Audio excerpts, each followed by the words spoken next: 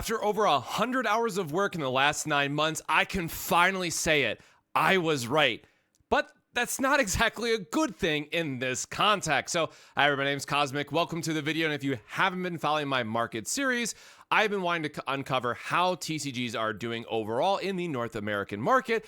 And a lot of this is reflected on the absence that we've seen in the ICV2 report. If you're unfamiliar, this used to be the gold standard for just tracking how games are doing in the North American market in terms of just overall sales from the distributor level. However, this used to come out twice a year and was really great to have, and it was free for everybody just on their website, and ICV2 made the choice to put this behind a paywall and make it very hard to get this information out to the public. So when I noticed that change, I decided to use TCG Player as a hopeful guiding star to see how TCGs were doing overall as a way to try and predict where the rankings would go by the time we got the spring ICV2 report. And again, great news for me to a degree is that, yes, it did actually match up. TCG Player, while not the complete look at the market, at least for the top 10 games, does paint a good enough picture of where things are trending.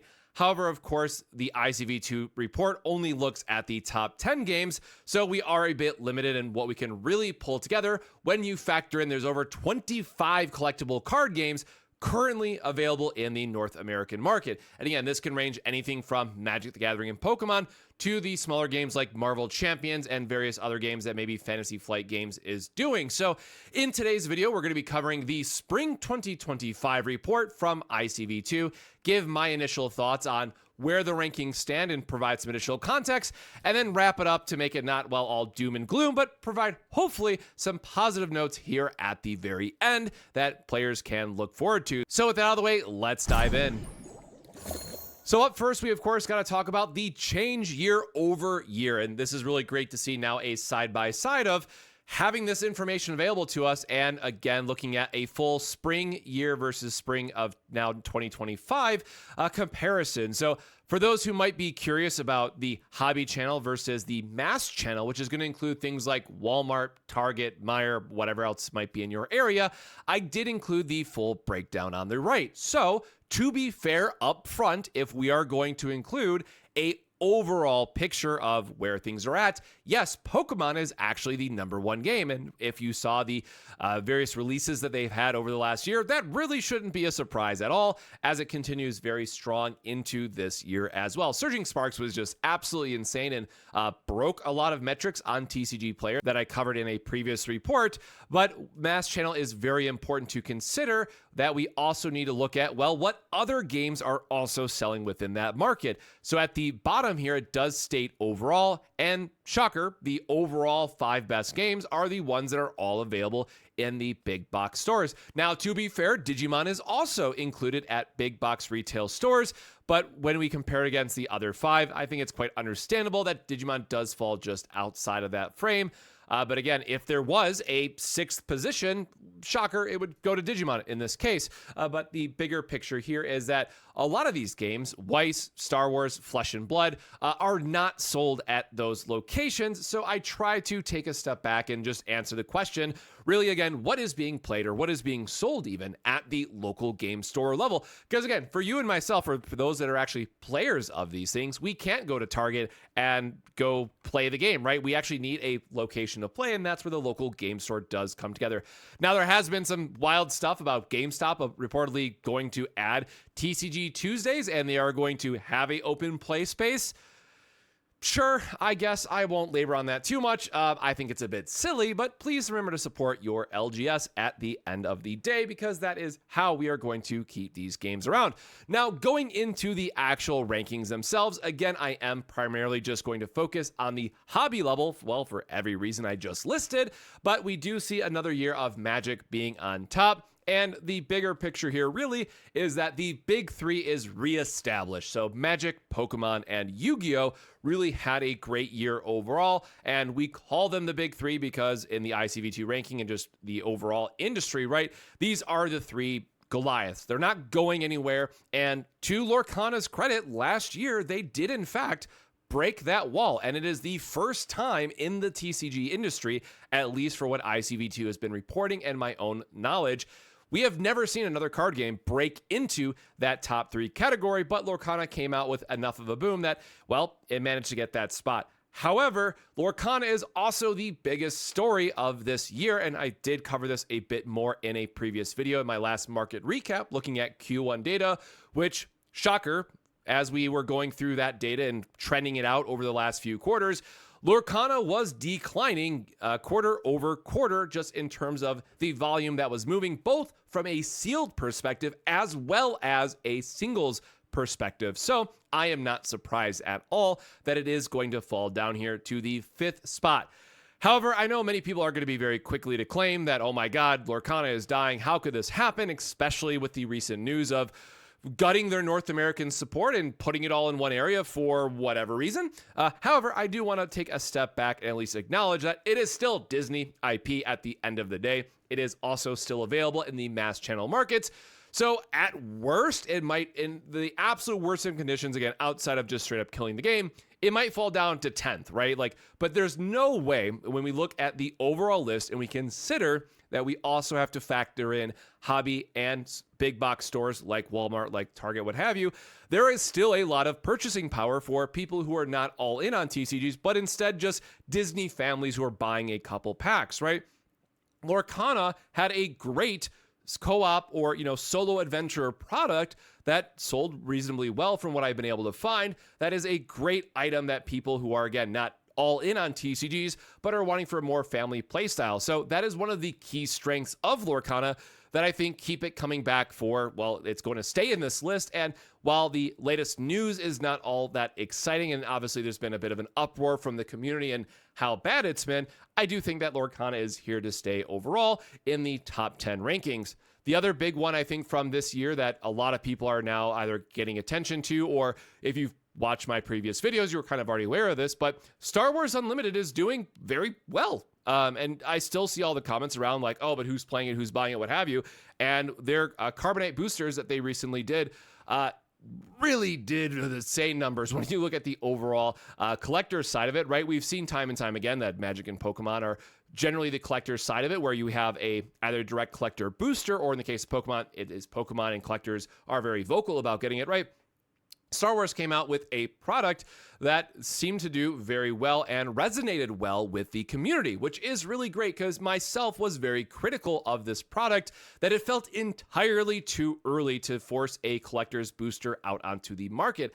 However, something to consider is when we're looking at overall sales volume from the distributor level, having more products in a year is also going to help considerably. So adding on a few items, as Star Wars has done over the last year, definitely makes it hold a very solid 6th position.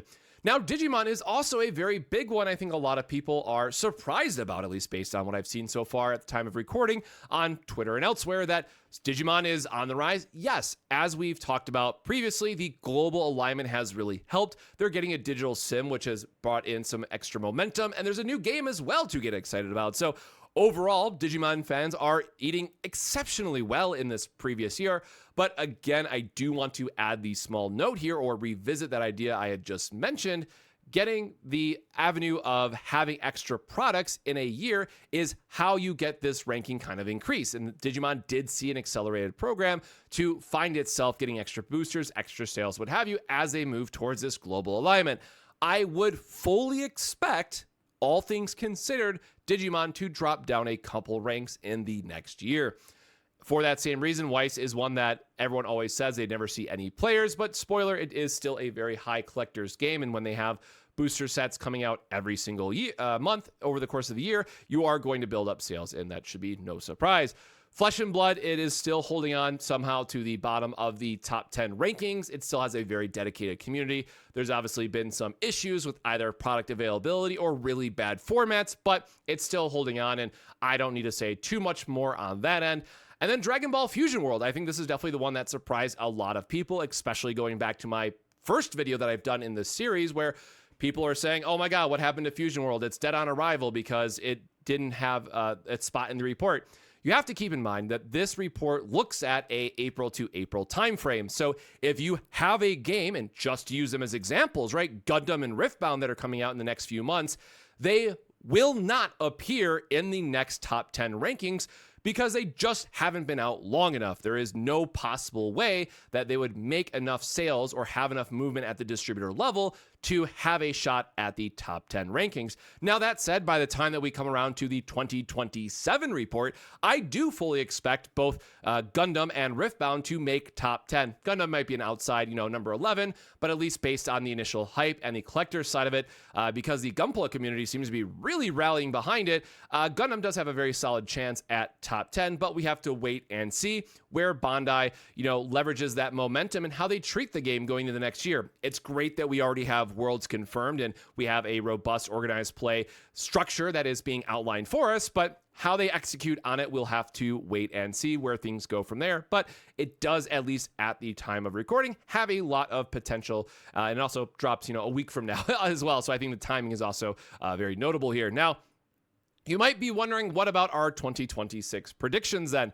Because we were able to predict that Lorcana would fall to the number 5 position based on our TCG reporting, I am going to be a little bit aggressive, admittedly, in my rankings, but I want to add the caveat here that this is if no improvement, and I'm quite literally just talking about Lorcana and Flesh and Blood in this instance, because Lorcana, again, I think is having a lot of negative traction right now that even in the bigger picture of where does it sit within the market, it does still sell at the mass market, and it does still have the appeal of general Disney adults. So I do think it's still going to fall a couple spots, but hold itself relatively well in the overall placement. Now, the one that I am being a bit cheeky, if not aggressive on, as I mentioned, is going to be Union Arena.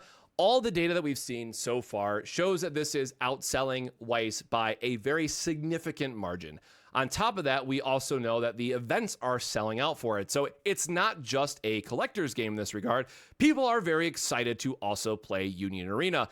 The one other note here is that it is also sold at big box stores. So if there was ever a game that's going to knock out Lorcana, and again, I'm going to make the prediction based on Ravensburger has a lot of to make up for in this next year. Union Arena could take that spot. We have very big titles like Nikkei coming out in this release cycle that I think will do very well. Weiss recently reported that the Nikkei set was one of their best-selling sets of all time, and if we see that same pattern in Union Arena, we're going to have a very nice boost to where that it places in its overall, first reveal into the 2026 ICV2 report. Again, Union Arena not appearing on this list because it launched in October of last year, so just didn't have a full year worth of data.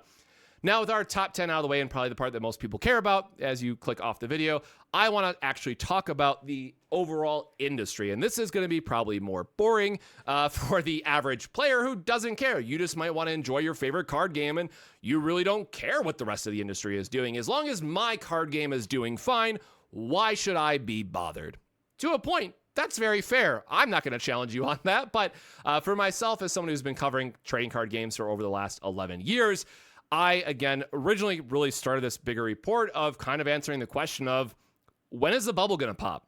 When will we see the next great oopsies of the market where everything starts coming crashing down? And unfortunately, as I alluded to earlier, I was right in saying that it is happening now. Unfortunately, we do see the first decline in the overall collectible market. And the one thing I want to stress here is that if you do read the ICV report at face value and you are just reading it line for line, a lot of what they state is that overall, the hobby market is good. Hobbies are doing very well. Overall, LGSs are flat in terms of sales. Overall, the hobby side of things are great. However, I really want to stress here, when they say hobby, they also mean things like role-playing games, which is fine to include, but again, as the nature of this channel is more TCG focused, I think they do a little bit of a disservice to not just mention that overall, TCGs are on a decline. We have, for the first time seen since COVID, a actual decrease year over year. Now, of course, there is still a lot of positive in just in terms of the overall amount of money that's being spent in that part of the silo, but you have to at least acknowledge that we saw a 60 million decrease over last year. And again, this is for all of North America. This is also including Canada. So in the scale of things, that might not seem like the most amount of money gone kind of year over year, but it does beg the question of how are these card games doing, especially when we look at to a bunch of the new releases that are coming up in the near future. It does beg the question of how are they going to get into the market. And then one interesting piece that I did note out of here is that the One Piece card game still gets a lot of slack in just terms of not having enough supply. Bandai is not printing more product. They refuse to increase how much they're selling. That's simply not true. And we have it now from a distributor level report that's saying, yes, they are getting more supply of the One Piece card game. If you follow me on Twitter and the Bandai financial reports that I also cover, you also know that they recently announced that they are looking into printing facilities to increase their overall production capabilities. So overall, Bandai is doing a great job of responding to the market.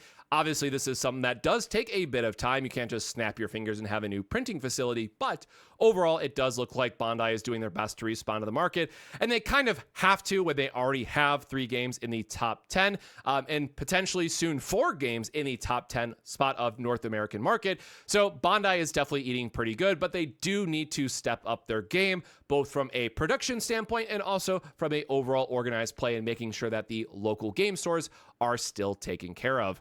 Now, I won't spend too much time on this, but in terms of the overall market trends and what we've been seeing is that tariffs do continue to be a pain point. And we did see this back in the start of the year, right? Especially around the April timeframe, that a lot of people were unsure what would happen. We talked about this previously from a Kickstarter focus, that a lot of people were saying like, oh, we suddenly have to change how much we're charging for shipping, or the delays that it was causing because of the tariffs and the increase in prices. And not a lot of smaller companies can just sort of take that on the chin as the larger TCG companies have. This is a very troubling issue in terms of where else this might impact the market. Now, of course, there's a lot more to potentially be said about the overall economic situation that the United States is currently facing and the continued challenges that we are going to see around tariffs, further disrupting the overall market. But as this has changed as a overall month to month and sometimes weeks to weeks, as we saw early on in April, it is truly unpredictable where this is going to land just in terms of a overall market impact. High level, it's obviously not good. And if you spend any amount of time talking to your local game stores or just have been following some more of the indie TCGs communication, this is something that is being felt across the industry, and not just trading card games, right? Let's take a step back and also acknowledge sleeves are going up, top loaders are going up, all types of packaging supplies are going up as well. And that is just additional costs that at the LGS level has to still continue to eat. So again, I think this is a big part of the year in terms of you can no longer just rely on trading card games. And while we have seen some great success with One Piece, with Lorcana, with Star Wars, you really do need to look for other avenues to increase your overall revenue, because the TCG market is definitely in a little bit of a tight spot. And this is where I thought it was very interesting that, ICV2, again, they talked about, okay, hobby overall, it's great. Everything is up. People are buying and what have you. However, I did want to call out this very important part here at the side of one factor driving the growth of the TCG market in recent years is the association with major brands or building of new strength for a brand, as in the case for Pokemon, that bring in new or returning customers to the hobby. That trend is going to have to continue this year, or the launches will fail or cannibalize sales from other brands. Here's hoping that continues in 2025. So again, I spent a lot of time talking about the overall TCG market, and ICV2 kind of tiptoed around the issue overall, but I did think this lined up quite nicely to my overall next point of the just product flood of 2025 that we've seen, and what this means for the next year, the next ICV2 report, the next quarterly report, if I decide to do one or not, because again, they honestly take about 30 hours each, and I go out, I interview local game stores, I interview players from each game to get their thoughts, just to make sure I didn't miss anything. I put a lot of work into those videos, and ultimately they just are not worth the return from an overall, metrics and all that stuff standpoint. So I probably won't continue the series, but I am very happy again that at least all the work that I put in up to this point was in fact validated, confirmed, what have you, from the ICV2 report. So back to the issue at hand is that ICV2 made a note here about in the past year, publishers struggled to get noticed. They were unable to penetrate the market in a lot of cases. And there was just a overall challenge at the distributor level of, hey, we're not confident in this game, so we're not going to buy it. And then if there is a level of interest, if suddenly maybe your card game does well, the distributors simply do not have it. There is sold out, which just further hurts the adoption of the game overall. And as I highlighted earlier in the year, and this month alone, we have Godzilla, Hololive, and Gundam all coming out, right? This market is going to be insane to try to penetrate in the near future. And then, of course, we still have Riftbound coming out in October. And, well, the League IP, I think, is definitely going to help carry that, as the ICV2 article also mentioned, right? Having a large IP like that can certainly help, but how much will they be able to penetrate the market? Will they make top 10 by the time the 2027 report rolls around? Honestly, I cannot say either way, because there is just going to be so much noise coming out over the next few months that LGSs just can't keep up with it. I had to remind 2 different local game stores that Riftbound was even a thing when pre-orders closed, because they've been too focused on just what's right in front of them or what's coming out right around the corner as they fight allocation numbers for Gundam, as they fight with the sales from the Magic the Gathering Final Fantasy set being the all-time best-selling Magic the Gathering set, right? There is too much going on at the LGS level. So now is the time to work with your local game store. And if there is a game on this list that you care about, that you want to see do well, it is on us, the players, more than ever, to make sure that we are communicating that interest to our local game store owners and helping build the community around it, because a lot of these games just pointedly aren't doing enough.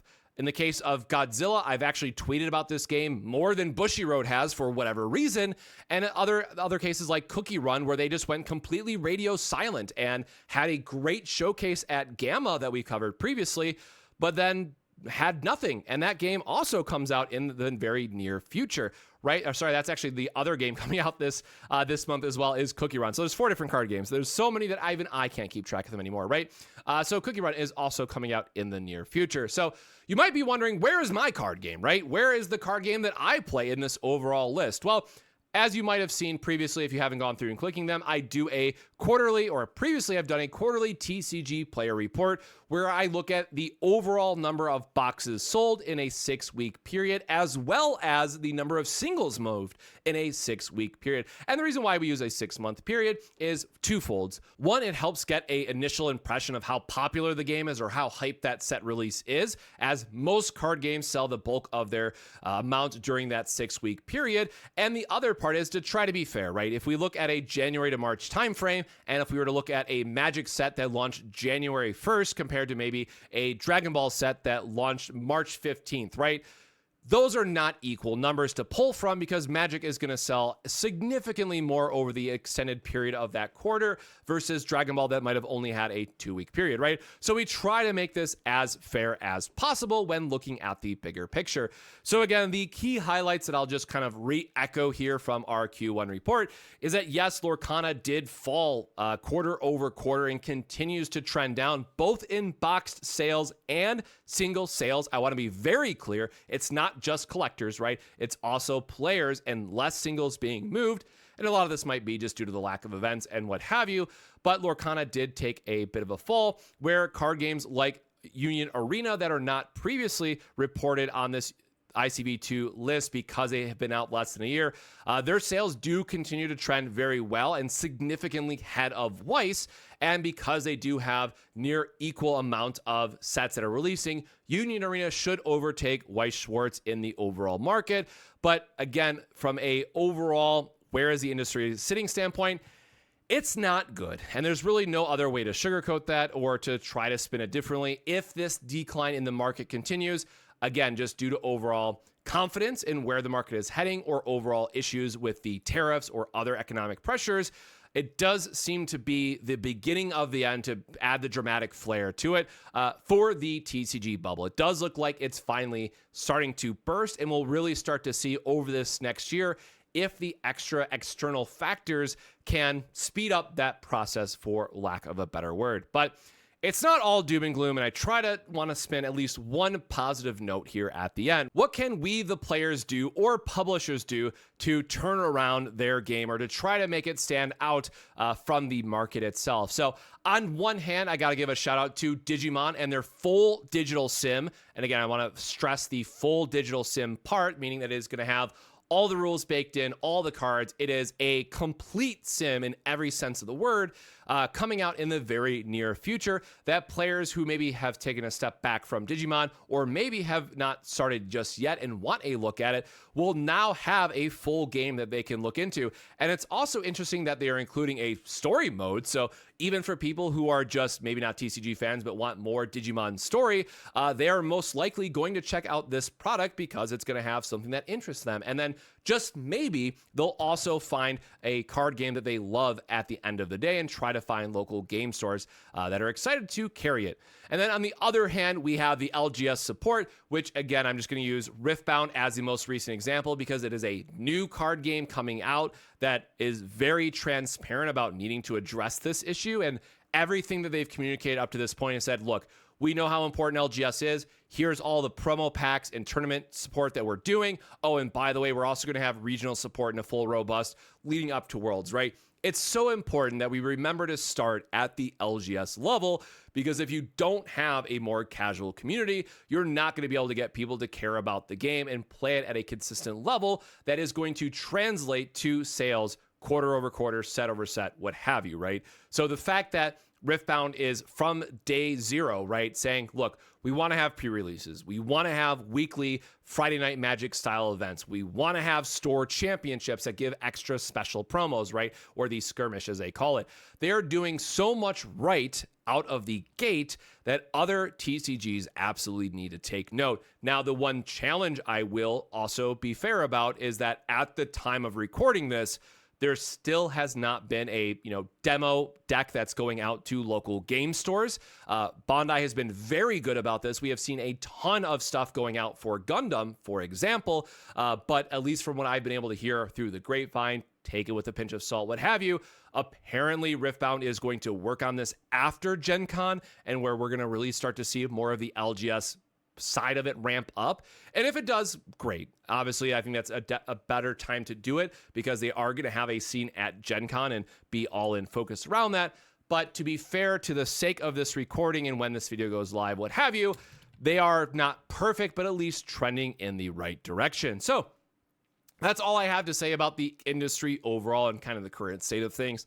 Again, I am happy, if not a little sad, that 9 months of work and hundreds of hours of data collection, interviewing, what have you, did turn out to be correct and is backed by the ICV2 report that we're seeing and we covered in today's video. But overall, I am a bit pessimistic, if I'm being perfectly honest, on the overall state of the industry because, again, I've been following this for the last few months and things do seem to be trending down overall. Now, again, for the games that are, the big three or just very high positioned in North America, you probably have nothing to worry about. It's going to take the company level messing up to kill the game outright or just discontinue it to see it fall out of top 10, right? However, my heart does go out to a lot of these smaller games that are trying to launch or Kickstarter games or developers who went to a different company or trying to find their footing, right? A lot of these smaller trading card games are most likely going to be hit with end of service announcements within the next year, if not the next 6 months, as more of the tariff situation plays a role, as the overall purchasing power declines for TCGs. And again, would not be surprised if we see more of these get cut in the near future. So will I continue this? Definitely let me know your thoughts. If you want to see more of this industry level reporting, I could do another TCG player video. It just takes a ton of time, but I might just leave this for Twitter and, the snippets of thoughts that I'll share out there as well. But again, let me know your comments down below if you're interested in more of this, or let me know how your favorite trading card game has been doing over the last year and what are your thoughts on the overall top 10 rankings from the ICV2 Spring 2025 report. But until next time, my friends, stay safe, stay hydrated, and we'll see you in the next video. Cheers.